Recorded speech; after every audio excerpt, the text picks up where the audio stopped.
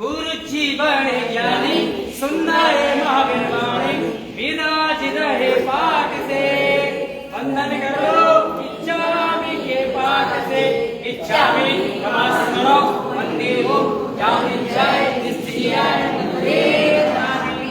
नहीं कोई राग नहीं कोई द्वेष रहते हैं संभाव में सता पूछो इचकार के पाठ से इच्छकार सुहराय सुख तप शरीर निराबाध सुख संयम यात्रा निर्भो सुचि स्वामी सदा सिद्धि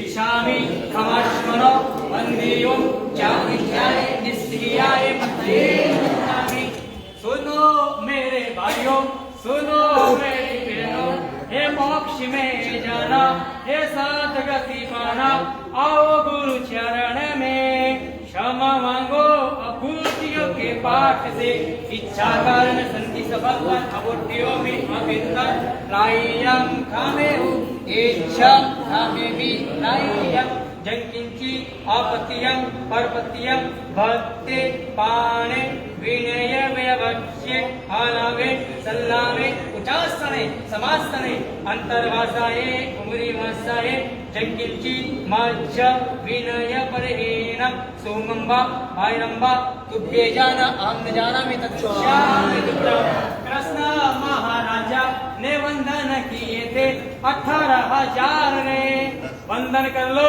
इच्छामि के पाठ से इच्छामि नमस्करो वंदेयो जानि जय निस्त्रियाय सुसुता जी इच्छामि नमस्करो वंदेयो जानि जय निस्त्रियाय इच्छामि नमस्करो वंदेयो जानि जय निस्त्रियाय इच्छकार सोहराई सुख तप शरीर निराबाध सुख संयम यात्रा निर्वोचुजी स्वामी सदा सिद्धि इच्छामि कमास्मनो वंदेयों जाने चाहिए निस्त्रियाय मंत्रये क्या करें संधि स्थापक नबुट्टे मंत्र रायम खामेयो इच्छा जंकिंची आपत्यं परपत्यं भक्ते पाणे विनय वेचे आलमे दल्लम चासने समासने अंतर्वास गुरुवैसाय जंकिंची मज्जा विनय पहिनम सोमंबा वायरंबा तुभ्ये जाना अहम न जानामि तत्श्यामि तुभ्यं इच्छामि कमास्मनो वंदेयों जाने चाहिए निस्त्रियाय मंत्रये सुसदा श्यामे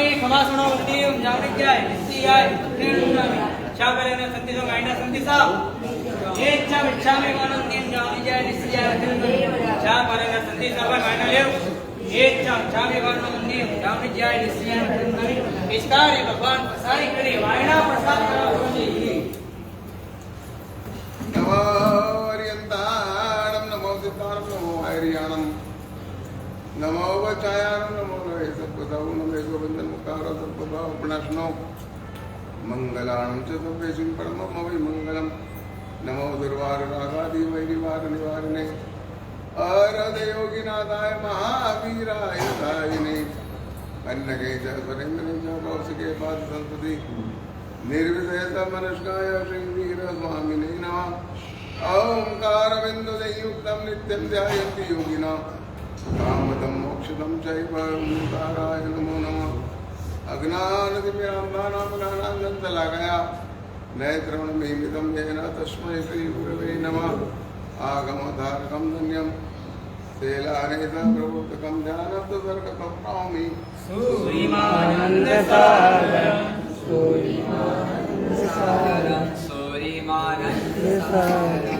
शरणं मुझे भक्तों से हृदया मुझे परमात्मा कर कमल से मुख कमल मामा शारदा नेत्रा मुझे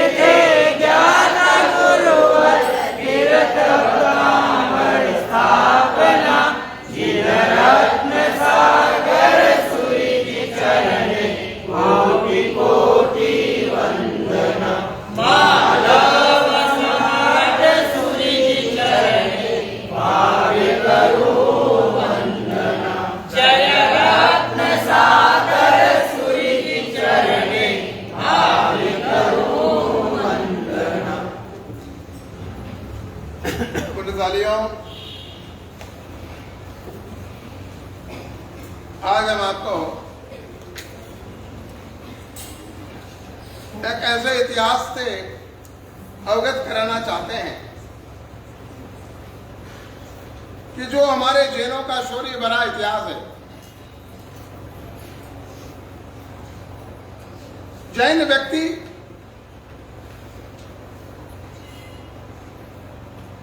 जैन शासन के लिए बलिदान देने को हर हमें तैयार रहता था, चाहे उसके लिए हमें अपनी जान कुर्बान क्यों न करना हो। कभी उन्होंने जैन शासन के बदले अपनी जान को बचाने का कभी सोचा भी नहीं। ऐसे इतिहास से हम आपको रूबरू करवा रहे हैं। ऐसे ऐसे जवाब मर्द इस जैन शासन में हुए कि जिन्होंने अपनी हिम्मत से बड़े बड़े राजा महाराजा और सुल्तानों की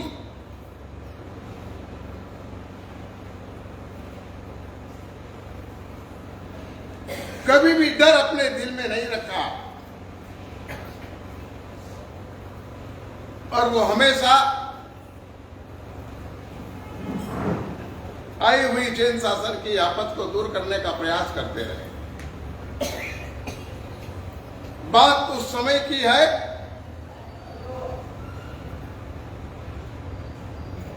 जब गुजरात में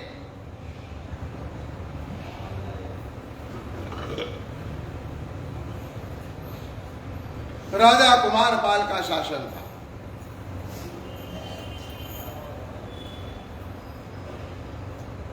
गुर्जरेश्वर कुमारपाल हमेशा अपने गुरु हेमचंद्राचार्य जी के मार्गदर्शन में चलता था। हर काम वो उनसे पूछ करके करता और गुरु हेमचंद्राचार्य भी उसे ऐसा मार्गदर्शन देते थे कि जो काम भगवान महावीर अपने शासन काल में नहीं करवा सके वो कार्य राजा कुमारपाल ने, परमारथ राजा कुमारपाल ने गुरु हेमचंद्राचार्य जी के कथनानुसार करके दिखाया। संपूर्ण राज्य में से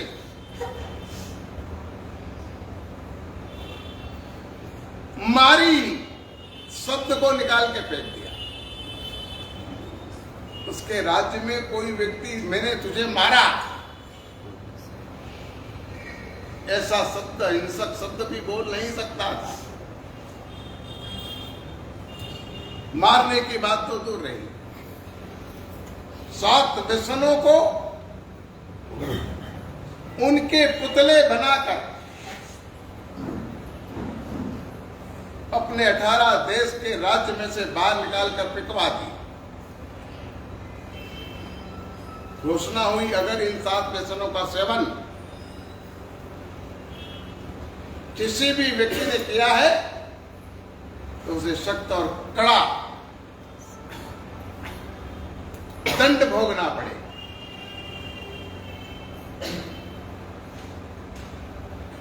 एक बनिए ने अपने माथे में खुदाल बहुत चलने के कारण अपनी पत्नी से कहा मेरा माथा दे, मेरे माथे में शायद हो सकता है जूं हो गई हो। पहले लोग बड़े बड़े बाल रखते थे,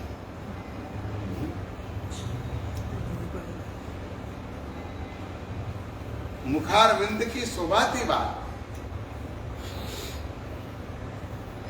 आज लोग गंदा रहना पसंद करते और पहले तो ऐसा माना जाता था कि इन बहनों के जितने बाल बढ़े उतनी ये सौभाग्यशाली है। चक्रवर्ती का स्त्री रत्न अने चक्रवर्ती की जो पटरानी बनती थी उसके बाल पीछे की एड़ी तक अड़ते थे और वो दुनिया की सबसे सौभाग्यशाली स्त्री थी।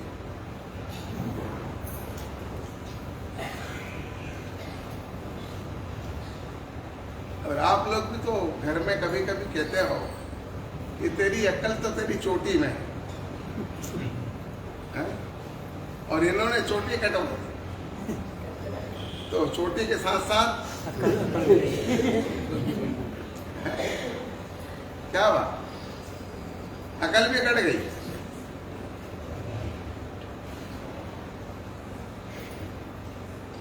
उस समय उस बनिए की बात देखते उसकी पत्नी ने कहा कि ये एक जूं उसने हाथ में ली और ये मेरा खून चूस रही है, ऐसे करके उसको मसल के मार। राजा कुमारपाल केवल नियम बनाना नहीं जानते थे, नियमों का पालन करवाना भी जानते थे। उन्होंने चारों तरफ गुप्तचरों को छोड़ रखा था और गुप्तचरों से कह रखा था कि मेरे राज्य में अगर कोई इस प्रकार से हत्या करे, जीव हिंसा करे, मुझे जरूर समाचार दो।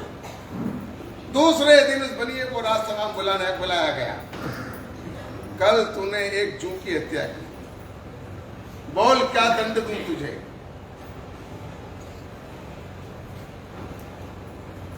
बहुत धनवान था वो। बोला महाराज, अब राज का गुनाह तो किया है, राज अपराध किया है, राज आज्ञा का उल्लंघन किया है, आप चाहे दंड दे दीजिए, मैं उस दंड को भोगने के लिए तैयार। राजा कुमारपाल ने कहा तो जिन मंदिर बना। उस बनिए ने भरूच में एक जिन मंदिर बनाया और उसका नाम यूका विहार रखा। क्या रखा? यूका यानी जूं। उस जूं को भी राजा कुमारपाल ने अमर कर दिया। उसके राज्य में मारी शब्द का प्रयोग नहीं होता था।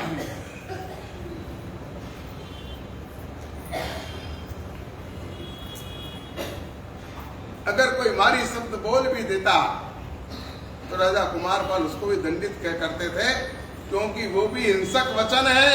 क्या है वो? हिंसक वचन, और हिंसक वचन नहीं बोले जाते।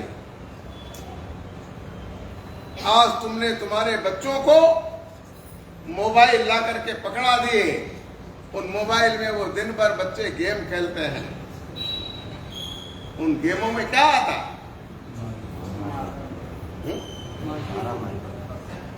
इसको मारा, इसको उड़ाया, इसको निपटाया। बचपन में ये संस्कार जब बच्चों के दिमाग में घुल मिल जाते हैं तो बड़े होकर के ये बच्चे फिर क्या करेंगे? याद रखना, जिसका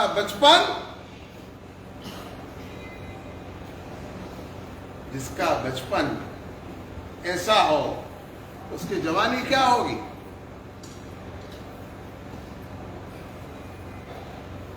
मोबाइल अपनी जगह, मगर इसका मतलब तो ये नहीं होता कि बच्चों को दिन भर मोबाइल दे दें। आज हमारी बहनें बच्चों को खाना खिलाती है तो पहले मोबाइल हाथ में देती है, फिर वो मोबाइल देखता है और उसके बाद माँ फिर धीरे धीरे उसको तो वो खाना खाता है। तो भैया तुम पैदा हुए तो तुम्हारी माँ ने भी तो ऐसा किया था, है? अरे खाए तो खाए, नहीं तो पड़ा रहे। माँ को बहुत काम थे, संयुक्त परिवार में रहती थी, कभी भी वो तुमको अकेले लेकर के बैठती नहीं थी। आज तो तुम्हारे घर में बच्चों के कारण तेरा मेरा चालू हो गया। तेरे बच्चे को तू सेव फल खिला और तेरे बच्चे को तू चीकू खिलाना तो चीकू खिला। पहले हमारे यहाँ पर एक महिला सब काका बाबा के बच्चों को बिठा करके अकेले भोजन करवा देती, और आज हर बच्चे की परवरिश अपनी अपनी माँ कर रही है। इस स्वार्थ के कारण बच्चे बड़े होकर एक नया इतिहास बना रहे हैं, और वो इतिहास तुम्हारे लिए बहुत खतरनाक होगा। उस दिन तुम बोर बोर जितने आंखों में आंसू लाओगे, उन आंसुओं को पहुंचने वाला कोई नहीं मिलेगा। मेरी बात को ध्यान से सुनो। मैं केवल चिल्ला चिल्ला कर यहाँ बोलता नहीं हूं, मैं तुम्हें जगाने का प्रयास कर रहा हूं। मैंने पहले भी कहा था, मैं तुमको सिखाने नहीं आया हूं, मैं तुमको जगाने के लिए आया। क्या बच्चों की आदत बिगाड़ के रखी मोबाइल दे करके। हम घर पे थे, हमने कब खाया, कब नहाया, कब पिया, कब स्कूल गए, कुछ पता ही नहीं। और एक माँ आज नौकरानी की तरह उन बच्चों के इर्द गिर्द घुमा कर, और उसके बाद भी वो चाहे उतने संस्कार उनको दे नहीं सकती। परिणाम यह आके खड़ा होता है कि बड़े होकर के बच्चे अपने माता पिता के एहसान और उपकार को मानना पसंद नहीं करते।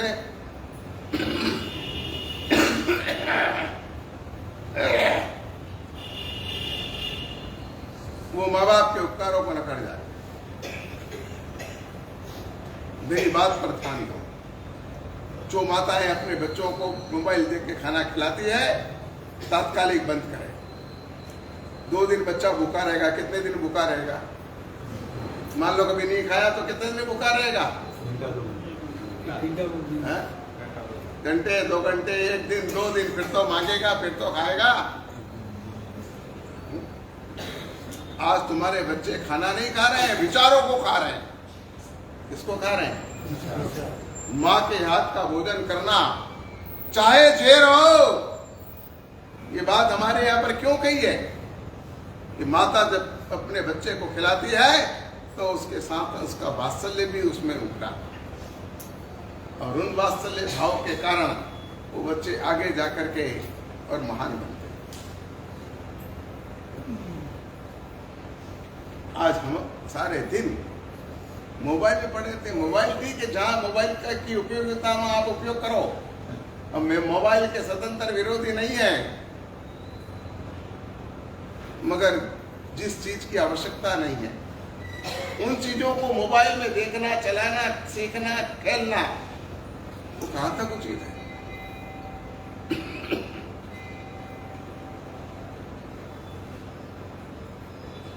परमारथ महाराजा कुमारपाल की एक बहन थी,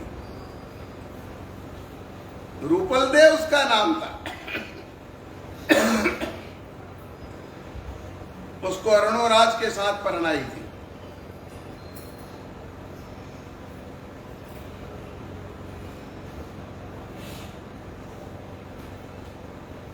एक दिन दोनों पति पत्नी चेस खेल रहे हैं। क्या बोलते हैं हिंदी में उसे? हाँ, शब्द ही भूल गए, हिंदी भूल गए। देखो आप, हम अपनी चीजों को भूल रहे हैं और विदेशी चीजों को हम अपना रहे हैं। इन विदेशी चीजों को अपनाने से हमें कौन सा फायदा होने वाला है? शतरंज खेल रहे थे, रंग जमा था, और शतरंज में अरुणोराज ने अपने बादशाह से उसकी एक सार उड़ा दी और बोला, मैंने तेरा सैनिक मारा। रूपल देव ने कहा कि स्वामीनाथ, ये पोपा भाई का राज नहीं है,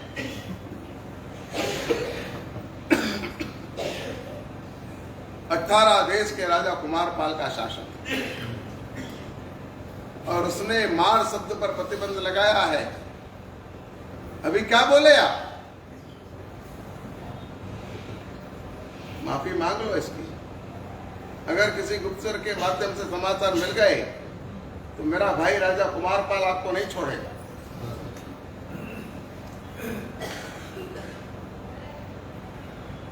पर वर्षों से हमारे यहाँ पर एक आधिपत्य की लड़ाई चल रही है। किसकी?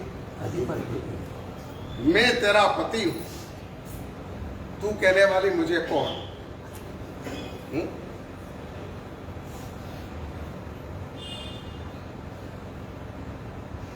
जब सगाई नहीं हुई थी, सगाई जब तुम्हारी बात चल रही थी, सगाई हुई थी या होने की तैयारी थी, और लड़की तुम्हें जहां बुलाती वहां तुम फट करके पहुंच जाते।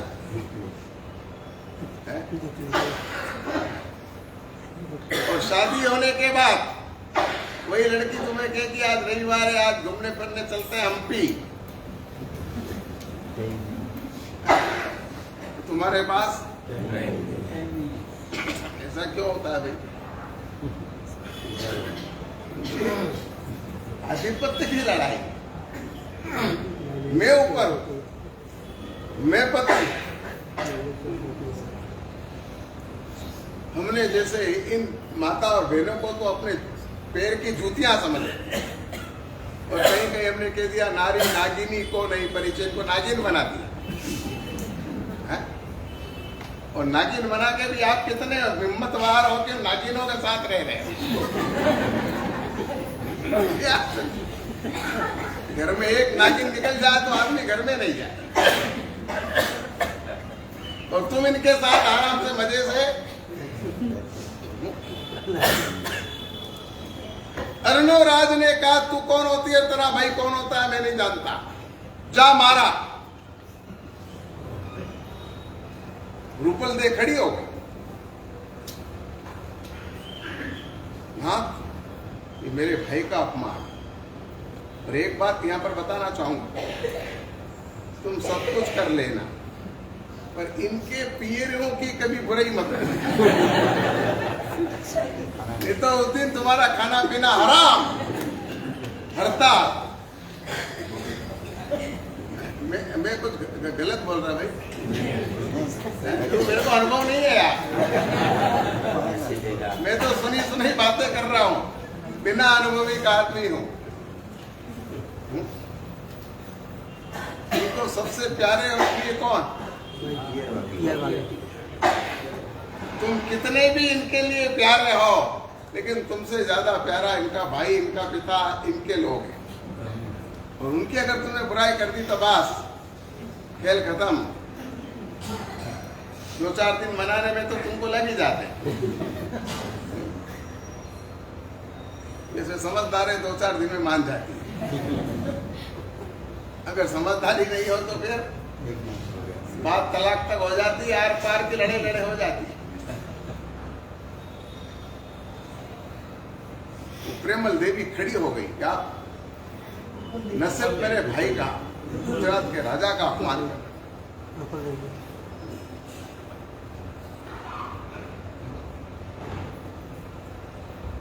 रूपल देवी नाम था, भोपाल देवी राजा कुमारपाल की पत्नी का नाम।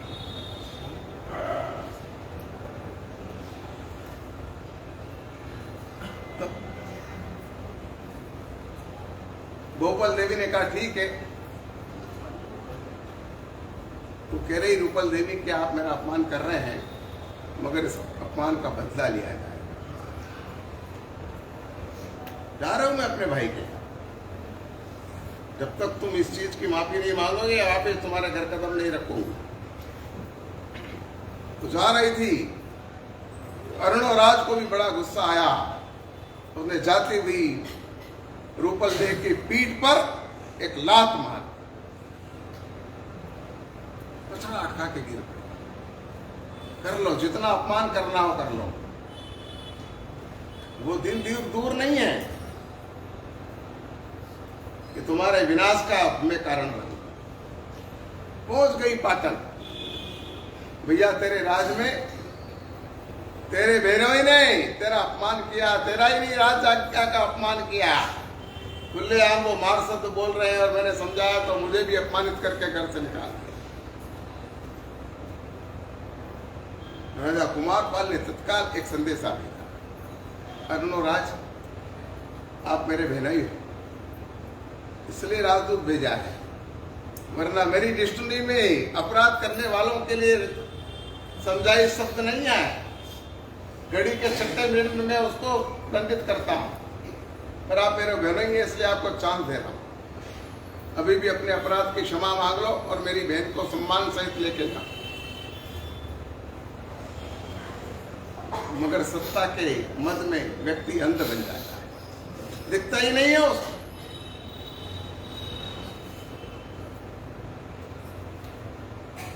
उसने भी संदेशा भिजवा दिया, तुझसे बने जो कर ले, क्या कर लेगा तू।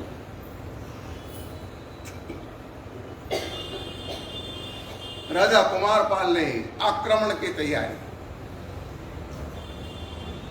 वो घोड़े पर बैठने लगे।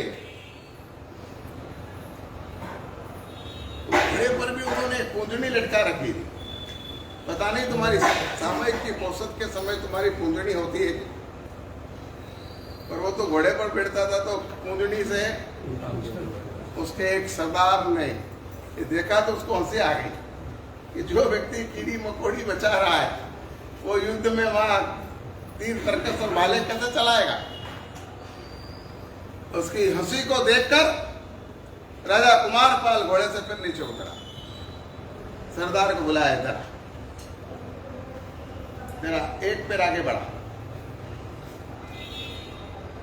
दूसरा पैर राजा कुमारपाल ने जूता निकालकर उसके पैर पे रखा। सैनिक से कहा मेरा भाला दे। हाथ में भाला लेकर के और जोर से भाला पैर पे मारा। राजा कुमारपाल के पैर को चीरते हुए भाला तो सरदार के पैर में चुभ गया और सरदार चिल्ला उठा, ओ बाप रे, मर गया। राजा कुमारपाल ने कहा तेरा पैर तो नीचे है, घाव तो ज्यादा मुझे लगा है। मेरा पूरा पैर चिरा करके फिर भाला नीचे पहुंचा।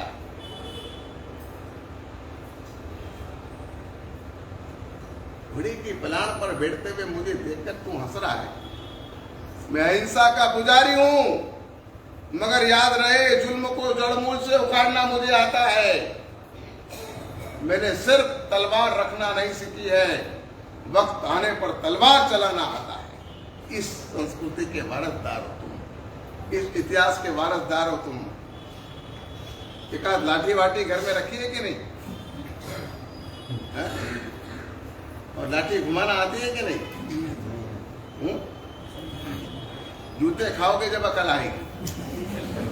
हाँ, ऐसे अकल आने वाली नहीं है।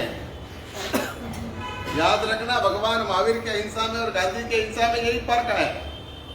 गांधी कहता है एक गाल पर किसी ने लपड़ मारा तो दूसरा गाल आगे कर दो, ये गांधी का कहना है। हो, भगवान महावीर कहते कि नहीं, अगर तुम्हारा किसी ने अपराध किया तो उसको दंड दो, दूसरा गाल मत रखो। तुम गृहस्थ हो, वो रास्ता साधु जीवन के लिए। किसके लिए? साधु को कोई एक थप्पड़ मार दे तो उसने दूसरा गाल रख देना चाहिए कि ले भाई मार, कोई शिकायत नहीं, तेरी इच्छा पूरी कर ले। लेकिन आप गृहस्थ हैं, आपको गृहस्थी की तरह जीना चाहिए। कल उठ के आपके घर में कोई गुंडा बदमाश हाली मवाली घुस जाए और आपके देखते आपकी बहन बेटी का हाथ पकड़ ले तो समय तुमको नहीं तो हम तो अहिंसा के पुजारी हैं। हम तो इसको मार नहीं सकते, हम कुछ नहीं कर सकते। तो वो रास्ता ठीक है क्या? भगवान महावीर की अहिंसा को समझना पड़े, ऐसी अहिंसा है। भगवान महावीर की अहिंसा कायरता नहीं सिखाती, भगवान महावीर की अहिंसा सिखाती है शूरवीरता। और इसलिए कहा क्षमा वीरस्य भूषणम। क्या मतलब होता है भैया, जरा बताओ।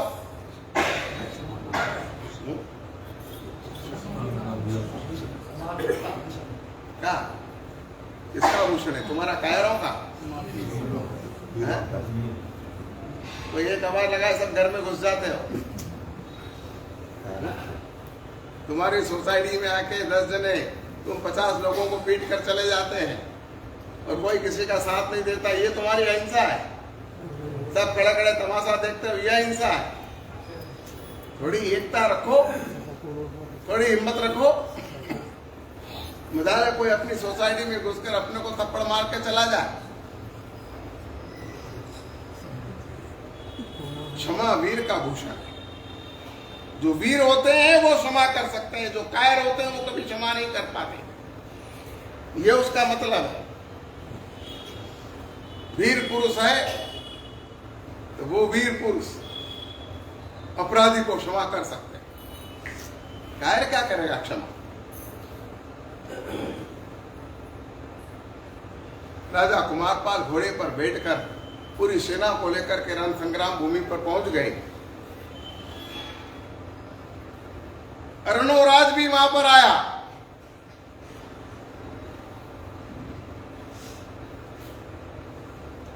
अब अहंकार का सवाल है।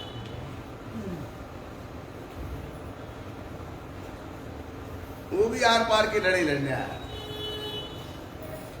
राजा कुमारपाल ने सोचा अर्णोराज हाथी पर है और मैं घोड़े पर रहूंगा तो मुश्किल हो जाएगी। राजा कुमारपाल ने घोड़े को उठाया, हाथी पर बैठा।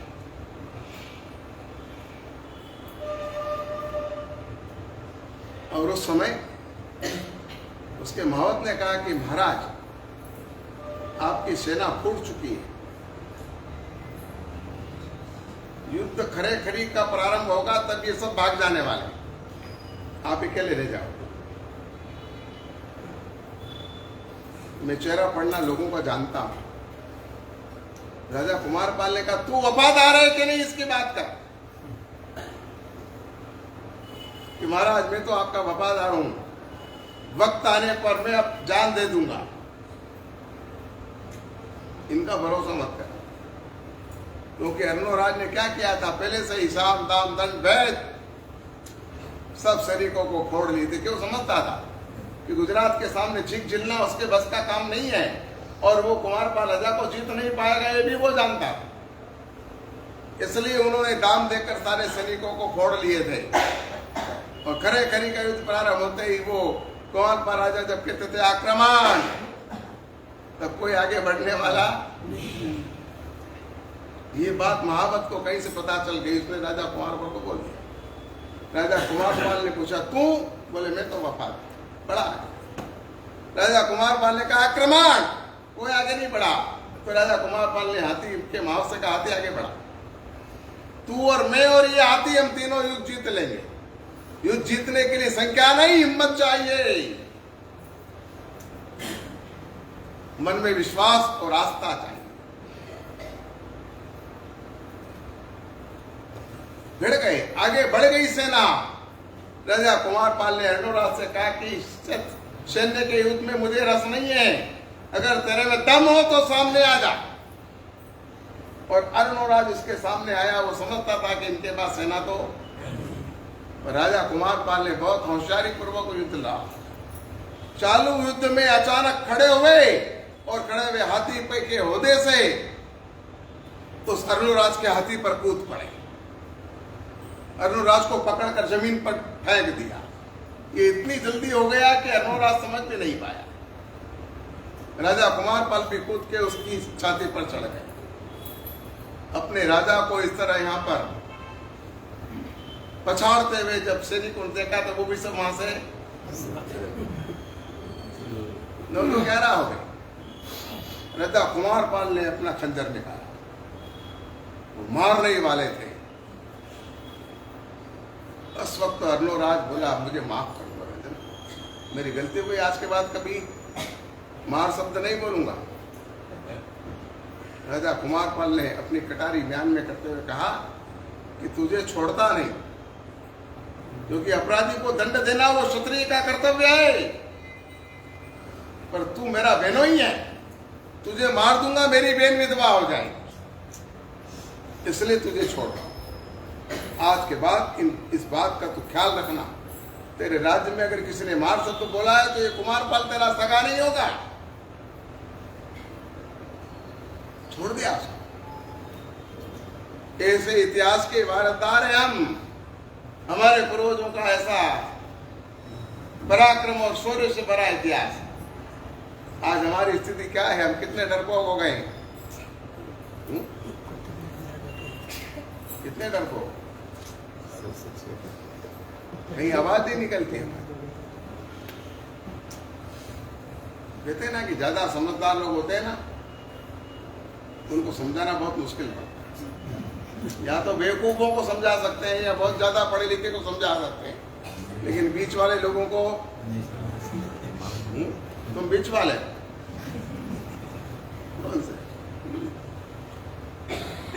कौन से हो तुम? क्योंकि तुमको सिवाय पैसे के और कुछ भी नहीं दिखता। बजकलदारम जय गोपालम, पैसा कैसे कमाना, कैसे इकट्ठा करना, वही तुम्हें आता है। इसके अलावा तुम कुछ भी सीखे नहीं हो, इसलिए तुम्हारी पूरी जिंदगी स्वार्थ केंद्रित बन चुकी है।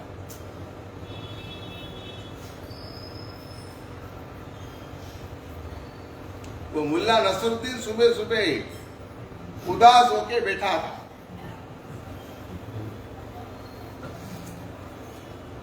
ऐसे उसका दोस्त आया, उसने कहा मुल्ला क्या हुआ, इतना उदास क्यों है? बोले क्या करूं यार, 2 हफ्ता पहले मेरे काका मर गए थे, मेरे पीछे 20 लाख रुपए छोड़ के गए, उनके कोई संतान वंतान नहीं थी, मुझे वारसदार बना। उसके मित्र ने कहा मुल्ला ये बात तो बहुत बड़ी अच्छी है, रातों रात तू तो 20 लाख का मालिक बन गया। अरे बोले यार बात दरअसल ये नहीं है, बात तो ये है कि गए सप्ताह मेरे मामा मर गए थे, उनको भी कोई संतान नहीं थी, वो पूरे 50 लाख रुपए मेरे पीछे छोड़ के गए मेरे नाम से। बोले ये तो और अच्छी बात है। बोले यार मैंने तेरे से कहा ना कि बात ये नहीं है, दरअसल बात ऐसी है कि इस हफ्ता किसी के मरने के समाचार नहीं आए।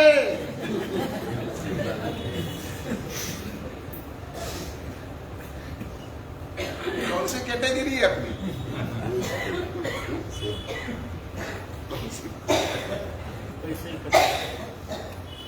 इस हफ्ता किसी के मरने के, किसकी राह देख रहे हो तुम?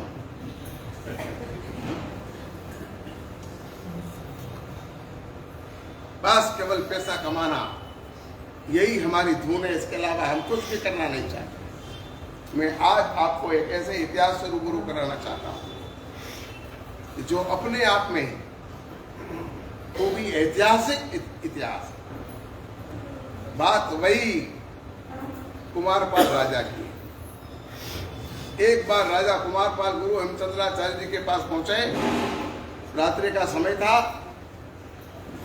उनका एक लड़का नृपसी तो परलोकवासी हो गया। राजा कुमारपाल ने परमारथ महाराजा से पूछा कि राजन, मैं ये राज किसको दूं, मैं थक चुका हूं, मेरे कोई संतान अब रही नहीं है, तो राज किसी को देना पड़ेगा, आप कुछ बताइए राज किसको दूं। देखिए आप परमारथ कुमारपाल की बात सुनकर गुरु हेमचंद्राचार्य कहते हैं कि राजन ये काम हमारा नहीं है।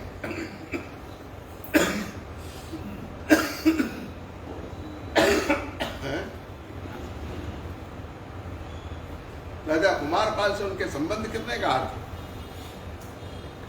मगर फिर भी गुरुदेव ने कह दिया कि ये काम हमारा नहीं है भाई, किसको राजा बनाना किसको नहीं तू जान, क्योंकि राजा राजेश्वरी नरकेश्वरी, राजा बनता है नरक में, नरक में जाता है।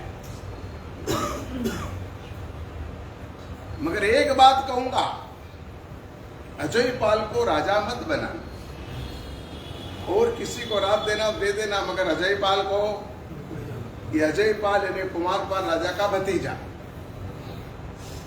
उनके भाई का लड़का। कहते हैं ना दीवालों को कान होते।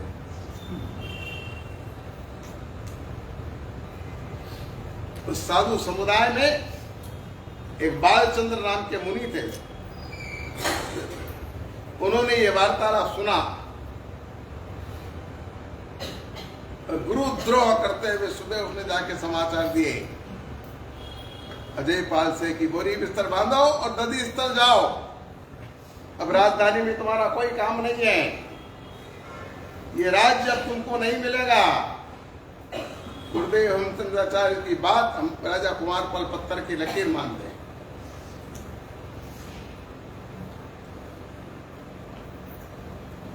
तब यहां पर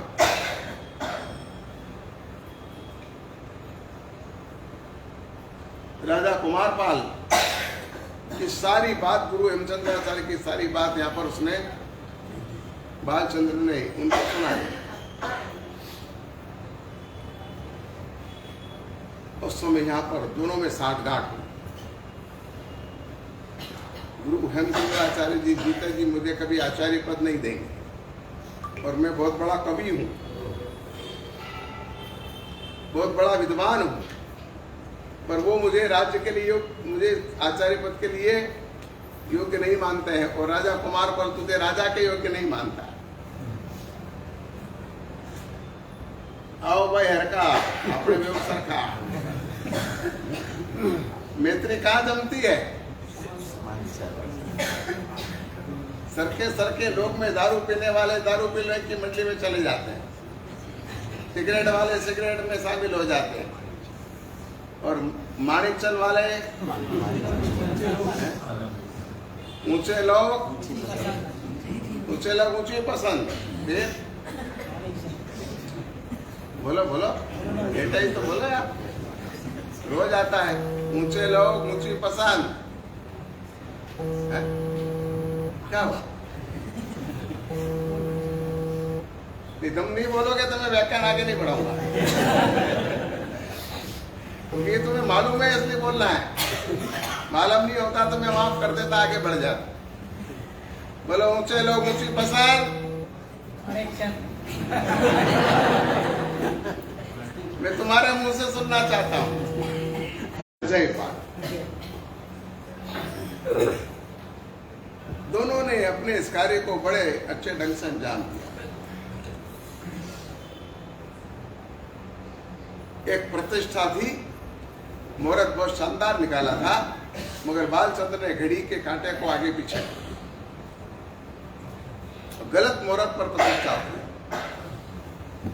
हेमचंद्राचार्य जी को बाद में पता चला तो उन्होंने अपने शिष्यों से कहा कि अपने घर में कोई भेदू है और कोई गद्दार है जिसने ये घड़ी आगे पीछे की। अब मेरा मृत्यु निकट है, मेरी बात सुनो।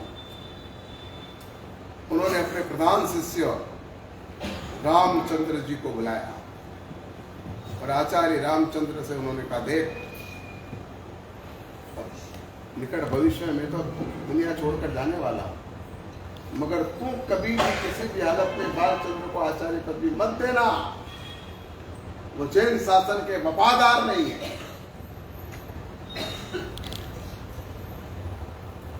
पक्का हो गया?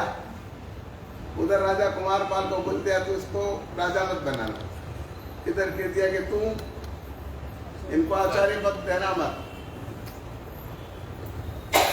गुस्से में आकर इस बालचंद्र ने गुरुदेव की गोचरी में जहर मिला दिया और हेमचंद्राचार्य जी महाराज स्वर्गवास। कितने बड़े बड़े महापुरुष और कैसे चमत्कारी पुरुषों का मृत्यु भी किस कदर हो जाता है, देखकर सुन करके और मन बहुत मायूस हो जाता। लेकिन ये सब कुदरती और प्रकृति का काम, हम तो उसके प्यादे हैं, हम चाहकर भी कुछ नहीं कर सकते हैं। प्रारब्ध जैसे चलाता है वैसे चलना पड़ता है। इधर यहाँ पर बालचंद्र ने कुमारपाल राजा को जहर दे दिया। नशे तनाने लगी, राजवैद्य को बुलाया। राजवैद्य को बुलाकर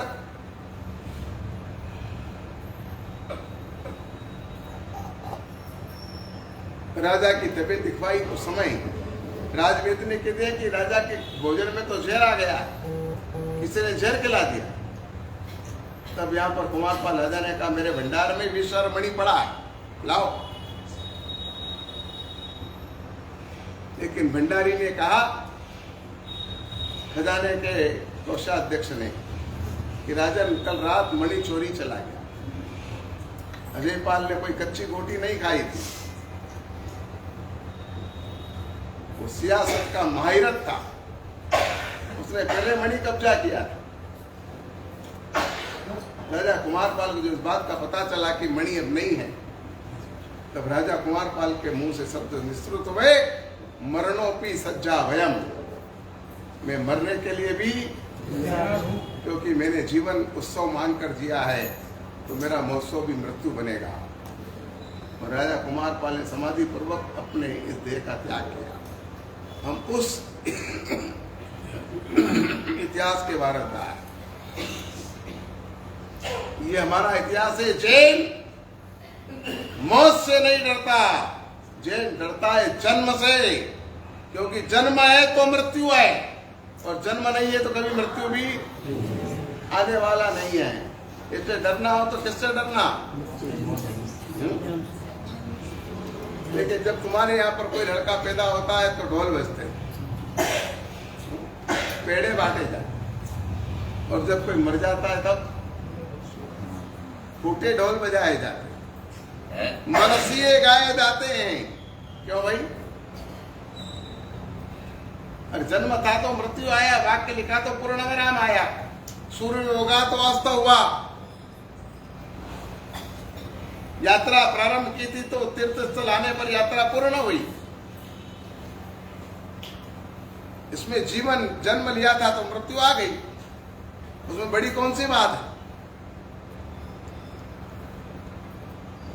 जब पारमारथ महाराजा का स्वर्गवास हुआ तो सारे सामंतों को धन की लालच और राज्य के टुकड़े देने के वचन देकर सबको अपनी तरफ अजयपाल ने मिला लिया और स्वयंभू गुजरात का राजा बन गया। अब उसके दिमाग में एक ही बात थी, राजा कुमारपाल की कीर्ति के जितने भी स्तंभ हैं सबको ध्वंस कर दिए जाए। बड़े बड़े ज्ञान मंदिरों को आग लगा दी उसने, एक एक ज्ञान मंदिर 6-6 महीने जला। हमारे इतिहास से वाकिफ रहो, कितने महीने जला? क्या कभी कुछ अग्नि जलते हुए देखिए? तो जलती हुई अग्नि कितने दिन जल सकती है? उन ज्ञान भंडारों में कितने पुस्तक होगी जो 6-6 महीने तक चलती रही। बड़े बड़े मंदिरों को तोड़ दिए गए, ध्वंस कर दिए गए। राजा कुमारपाल की बनाई हुई दानशालाएं, पाठशालाएं सब तोड़ दी गई। एक के बाद एक सब पे दावा बोला गया, कोई विरोध करने वाला नहीं। विरोध करता तो इसको चला दो सूली पर। एक दिन फरमान निकला, मेरी राज्यसभा में किसी ने तिलक निकाल कर नहीं आना। तिलक वो जिना क्या कहा, नहीं चाहिए मुझे तिलक। तो उस दिन कपड़दी नाम का मंत्री था, उसने कह दिया कि आपको तिलक नहीं चाहिए तो हमें आपकी राज्यसभा नहीं चाहिए, नहीं आएंगे कल से। उसका अपना एक अलग इतिहास है, वो और कभी सुनाऊंगा। ये तिलक लगा के घूमते हो, उस तिलक की रक्षा के लिए कितने लोगों ने आज बलिदान दिया, और तुम इस तिलक की कितनी आमना रख रहे हो और इस तिलक का कितना बहुमान कर रहे हो। ये बात कभी आएगी, सुना दूंगा। अजयपाल को पता चला कि राजा कुमारपाल की सबसे बड़ी कीर्ति तो तारंगा में, तारंगा हिल का मंदिर दुनिया के सबसे बड़े शिखरों में एक माना जाता है। अजितनाथ भगवान उस तारंगा हिल पर बैठे हैं। जब तक वो मंदिर नहीं टूटता, जब तक वो मंदिर अकबंद रहता है, राजा कुमारपाल की कीर्ति अकबंद रहेगी। मुझे उसको ध्वंस करना चाहिए। और राजा अजयपाल अपने चुनिंदा सैनिकों को और तोड़फोड़ करने वालों को लेकर के और आगे बढ़ा। उस समय यहाँ पर आजू बाजू के गांव के लोग तर-तर कांप उठे। कैसे राजा के सामने विरोध करेंगे और कैसे बचाएंगे इस तारंगा के मंदिर को। एक सभा बुलाई गई टिम्बा गांव में। तारंगा के पास नीचे, पहाड़ी के नीचे टिम्बा गांव आज भी 4-5 किलोमीटर की दूरी पर। उस टिम्बा गांव का जैन समाज एकत्रित हुआ। विषय सिर्फ इतना था, तारंगा तीर्थ की रक्षा कैसे की जाए। बहुत चर्चा विचारणा हुई, मगर कोई माई का लाल उस जाजब पे खड़ा नहीं हुआ कि मैं अपनी आत्मा का बलिदान देकर के इस तीर्थ की रक्षा करूंगा। उस समय वहां पर रामला बारोट करके एक बारोट जाति का एक व्यक्ति था। ये बारोट लोग यानी जैनों की प्रशस्ति गाकर और जैनों के मंदिर के गाइड बनकर अपने जीवन को चलाने वाले लोग। वो रामला बारोट बोला, मैं तीर्थ रक्षा के लिए अपने प्राण की आहुति देने को तैयार, मगर मेरी शर्त इतनी है कि मेरे मरने के बाद मेरे परिवार को आपको संभालना होगा, मेरा परिवार रखड़ ना जाए, बस इतनी मेरी शर्त है।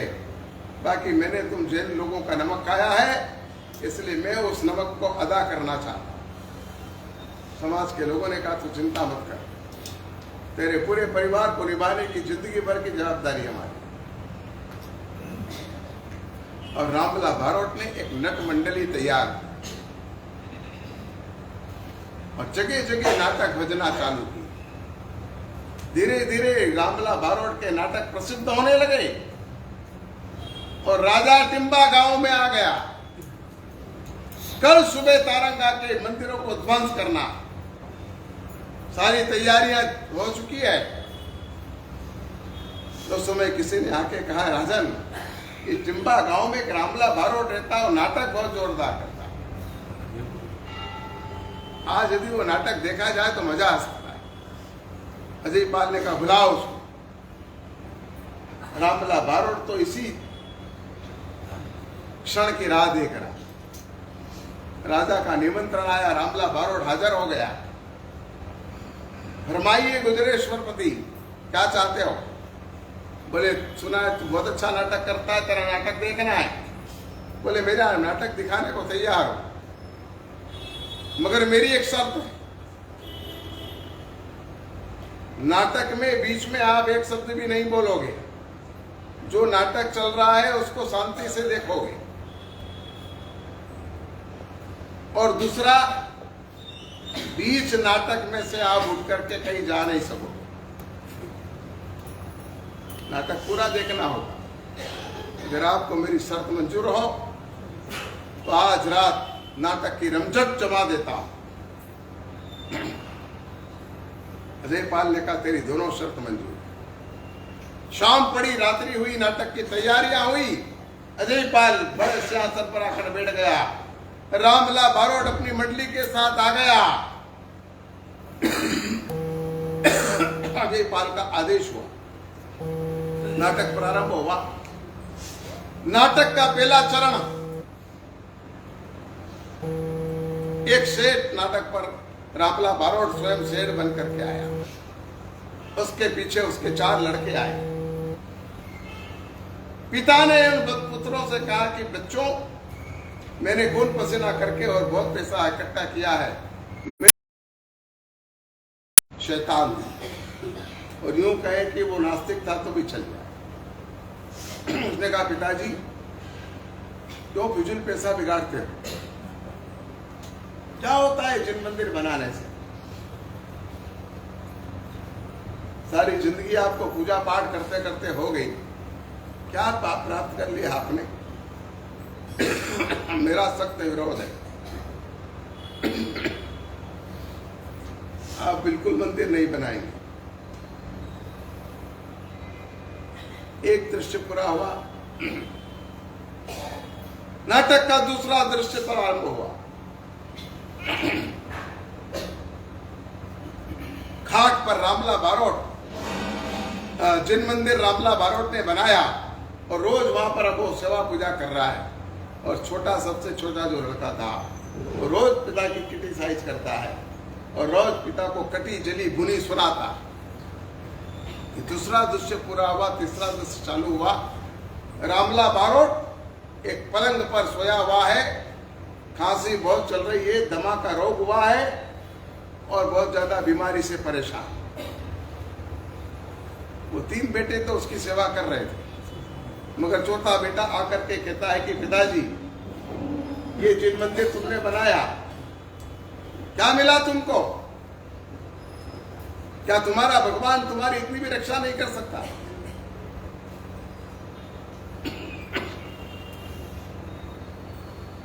तीसरा दृश्य पूरा हुआ। चौथा दृश्य प्रारंभ हुआ। वही खाटले पर पड़ा हुआ रामला बारोट अपने चारों बेटों को अपने पास बुलाकर कहता, देखो मैं तो अब जा रहा हूं, मुझे जाने का समय हो गया है, मगर मैंने जो जिन मंदिर बनाया है, तुम इस जिन मंदिर की रक्षा करना, सेवा करना, पूजा करना।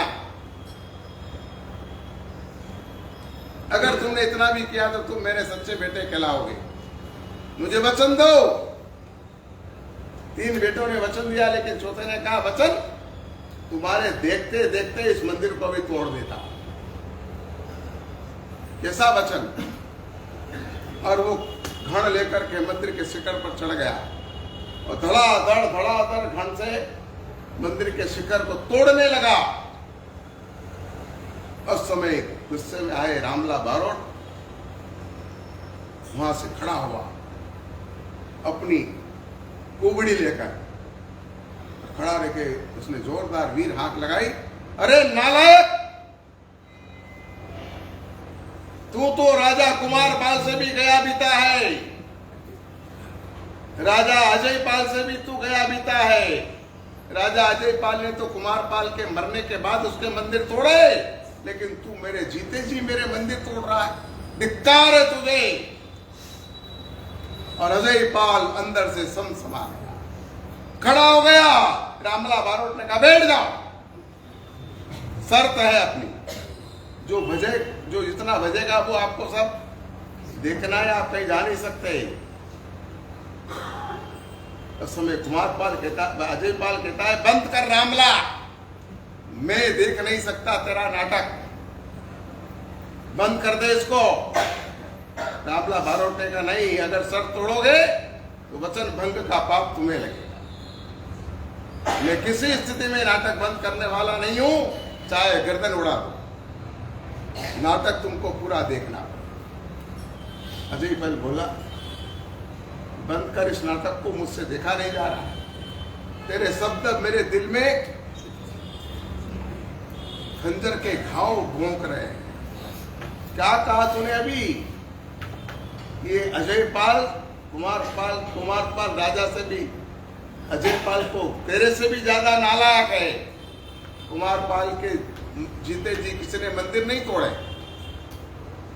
उसके मंदिर तो अजयपाल ने उनके मरने के बाद तोड़े, और तू मेरे देखते ही मंदिर तोड़ रहा है। तू तो उस अजयपाल से भी ज्यादा नालायक।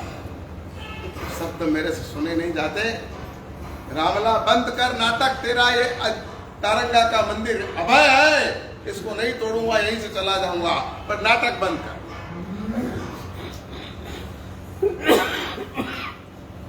तारंगा तीर्थ की रक्षा हो गई।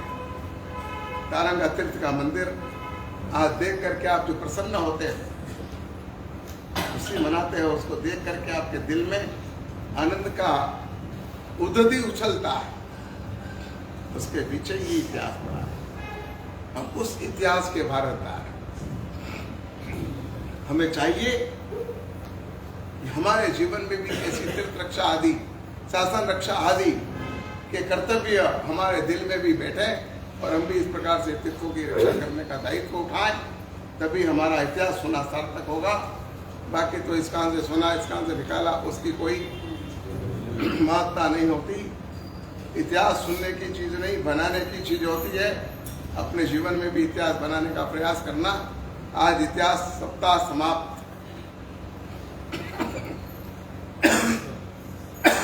अब कल 14 और पूनम के दिन हमारी बहनों को बिल्कुल फुर्सत नहीं मिली, क्योंकि इनको पैसा वसूल करने का धंधा का बिजनेस जोरदार चल रहा है।